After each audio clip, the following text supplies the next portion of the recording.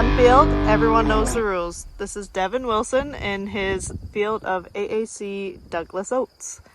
Yeah, so we're in our field of Douglas Oats. We're seeded May 12th, I believe. We have just a shank drill, 9-inch spacing. We seeded at 3 bushel rate. Nitrogen was ahead with liquid. We just put it in with the drill. Phos was in the seed row. Sulfur is a biosol on a multi-year rotation. And potassium was adequate on this field for this year. Why did you pick this variety?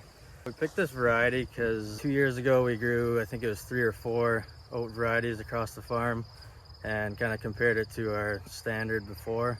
This one compared to Camden that we used to grow quite often has similar height and standability, as well as it's pretty comparable with yield. What are your expectations for this variety? I'm just hoping it is a good yielder again and bushel weight is up there. What do you think you did right with this field?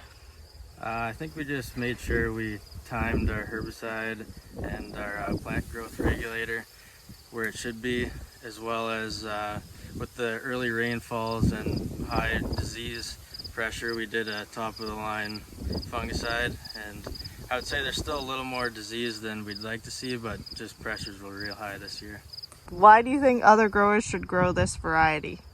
If other guys have grown Camden and stuff in the past, as far as standability goes, this is pretty comparable and it has a little bit better disease package. Will you grow this variety again? As long as it yields well again, I think we'll keep growing it. When will you be harvesting this field? We sprayed it at the start of this week. We're straight cutting, so I'm thinking it'll be start of next week to mid next week. What would you rate this field out of 10? I'd rate this at 8.5 out of 10. It looks pretty good. Seeds there. I think as long as the yield's there, it'll be about an 8.5. Just has a little bit more disease than past years, but I think that was just more so the weather we had this spring. That was one field, everyone knows the rules.